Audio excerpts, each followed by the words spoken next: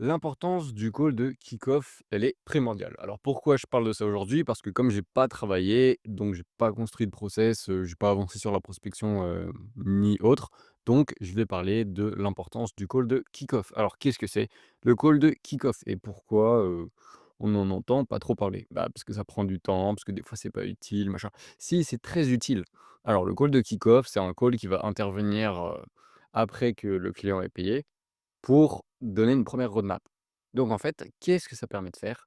Ça permet, encore une fois, de rassurer le client en lui montrant qu'il a pris la bonne décision de payer, le prestataire et donc il y a une relation de confiance qui peut se mettre en place et donc que la collaboration va bien se passer, qu'il va y avoir de l'argent qui va être généré ou d'autres types de résultats si c'est pas, une collaboration qui vise à gagner de l'argent. Par exemple, soit on est dans le make money et le but c'est faire de l'argent, soit on est dans la niche fitness et le but, c'est de perdre du poids. Bon, bah, il y en a un qui est monétaire, l'autre qui l'est pas.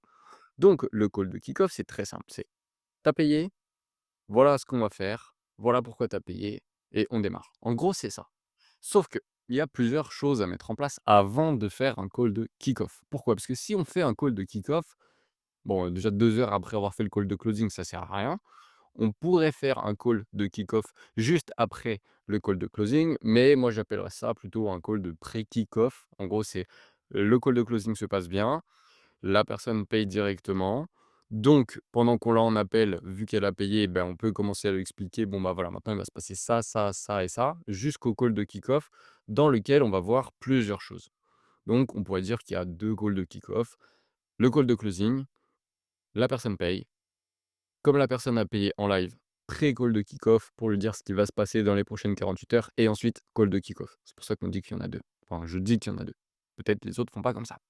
Mais s'il y a, pas de call de pré-kick-off, machin et qu'on se concentre que sur un call de kick-off, donc après, enfin, sous 48 heures après le paiement du cost upfront, dans le cas du gros operating. Bah, entre-temps, il va falloir mettre l'onboarding en place. Donc ça, normalement, l'onboarding, c'est dès que la personne a payé, boum, facture, boum, onboarding. Allez, comme ça, on perd pas de temps. Déjà, des premières actions à mettre en place. Donc typiquement, les premières actions, ça va être des formulaires à remplir pour récupérer de la donnée. Et cette donnée-là, entre la période, enfin entre le temps où le client vient de payer et le call de kick-off, ben vous avez récupéré de la data. Donc vous allez pouvoir, grâce à cette data, commencer à construire une roadmap, commencer à construire des process qui sont adaptés par rapport à la data que vous avez récupérée et aussi peut-être faire une veille concurrentielle. C'est quand même important de savoir ce que les concurrents font pour proposer quelque chose qui soit colle avec le reste du marché. Mais du coup, là, on essaye de jouer sur des éléments différenciants autres, ou alors partir dans une direction complètement opposée à ce que font les concurrents. Pourquoi? Parce qu'il y a une phrase dans le marketing qui dit que si tous les gens font zig, vous devez faire zag. Et quand tous les gens commencent à faire zag, et ben vous devez faire zug. Donc en fait, à chaque fois qu'il y a un truc qui commence à bien marcher sur Internet, et ben en fait, tout le monde va se l'accaparer. Donc du coup, il va péter extrêmement rapidement, mais dans le mauvais sens du terme, c'est-à-dire que ça va moins bien marcher. Et donc, il va falloir trouver autre chose. Donc en fait, c'est toujours, une fois que vous êtes en train de surfer une vague, trouver la prochaine vague à surfer avant même qu'elle arrive et avant même que les concurrents se positionnent dessus. Et c'est comme ça qu'on arrive à faire de l'argent, c'est en anticipant les trends.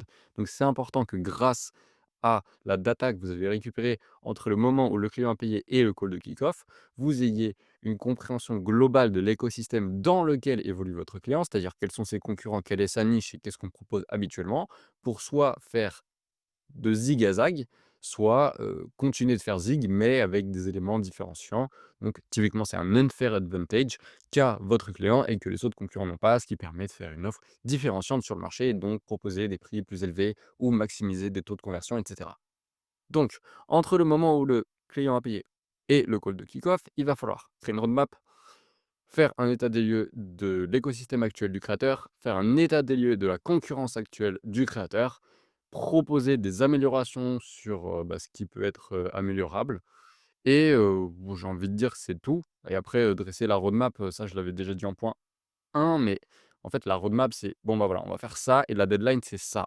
Ça nous bloque pour faire le point suivant. Donc, c'est pour ça que pour passer du point A à 2, il faut déjà valider le point 1 sous cette deadline-là et ensuite on pourra avancer. Et en fait, ça donne, enfin, ça établit un climat de confiance avec le client, puisque le client, il se dit: «OK, donc le 12 avril, il se passe ça et le 13 avril, il se passe ça et le 14 avril, il se passe ça et si j'ai pas fait ça le 11, et bah, je serai bloqué le 13 et donc le 14. Donc il faut que je me bouge les fesses pour faire le truc le 11 et en donnant des deadlines aux gens, qu'on soit entrepreneur, qu'on soit salarié, qu'on soit client, n'importe, et ben ça permet d'avancer et donc de créer un climat de confiance puisqu'on sait à quoi s'attendre au fur et à mesure de la collaboration, à n'importe quel moment de la collaboration. Et ça rassure tout le monde parce que l'agence Gross Operating là, elle sait quand il va y avoir les livrables qui vont pouvoir être livrés de la part du client. Donc en gros, je demande un truc au client, la deadline c'est ça, je sais qu'au moment de la deadline, si le client, bah, il est sérieux, ce sera livré. Donc l'agence, elle pourra passer au niveau supérieur. Et d'un point de vue du client, comme lui, il va avoir des deadlines, déjà, il n'a pas besoin de penser à son organisation, parce que ça, c'est le rôle d'une agence en tant que gros opérateur. Et en plus, comme il a des deadlines, et ben, il voit que dans toute la roadmap actuelle, c'est lui qui bloque le truc. Donc, s'il veut faire de l'argent, il est obligé de travailler. Et ça, c'est très bon aussi, parce que moi, j'en connais des créateurs qui, une fois, ils ont payé, ok, du coup, ils sont un petit peu engagés. Au bout d'un moment, on arrive à faire beaucoup de chiffres sans qu'ils aient besoin de faire grand-chose. Du coup, ah bah tranquille, maintenant j'ai plus rien à faire. Non, ah, là c'est le piège ça. C'est quand on commence à être bon qu'on commence à faire des erreurs. Par exemple, moi je prends l'exemple du VTT, tu commences à prendre des bosses, tu commences à être chaud en boss, bah tu te dis ouais c'est bon, tranquille, je prends plus mes précautions quand je vais faire des bosses, et c'est là que tu commences à te péter la clavicule. Donc c'est exactement pareil dans le business. Quand on commence à générer trop de chiffres d'un coup, on se dit ah tranquille, je suis le GOAT, et en fait c'est là qu'on commence à se péter la gueule. Donc c'est exactement pareil avec une collaboration type gross operating. C'est pour ça qu'il faut toujours anticiper les vagues et toujours mettre des nouvelles steps, parce que dès qu'il y a un moment où le créateur se sent dans une zone de confort et il se dit: «Je fais beaucoup trop d'argent et j'ai même pas besoin de travailler», et ben c'est là que les mois suivants, ça va commencer à se péter la gueule et du coup, comme il y a moins de chiffres, et ben la personne, elle se dit: «Ah mais il y a moins de chiffres, du coup je vais moins travailler parce que ça marche moins bien», et là, on est dans un cercle vicieux où moins ça travaille, moins il y a de chiffres, moins il y a de chiffres, moins ça donne envie de travailler, donc moins ça travaille, donc moins il y a de chiffres et au bout d'un moment, ça pète. Donc il faut toujours anticiper cette vague-là, mais ça, c'est vraiment pas le sujet de cette vidéo. Là, c'était juste call de kick-off. Donc call de kick-off, c'est la personne a payé, le client a payé. 48 heures après, il y a un appel qui dit: «Bon, bah, voilà, j'ai récupéré les informations entre le moment où tu as payé et le moment où on a fait le call de kick-off. Voilà ce que j'ai récupéré sur le marché, voilà ce qu'on va pouvoir faire, voilà la roadmap et on avance». Ça, c'est à peu près tout. Pourquoi je l'explique maintenant? Parce qu'aujourd'hui, j'ai rien fait, c'était journée repos, donc autant, donner de la valeur plutôt que de dire: «Bon, bah, voilà, je me suis levé à 11 heures et puis j'ai rien fait». Non, on s'en fout.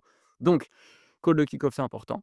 Pour ceux qui viennent de tomber sur ce build-in public, le jour 1 sera disponible d'un côté ou de l'autre de l'écran et le jour 24, quand il sortira, sera disponible de l'autre côté de l'écran.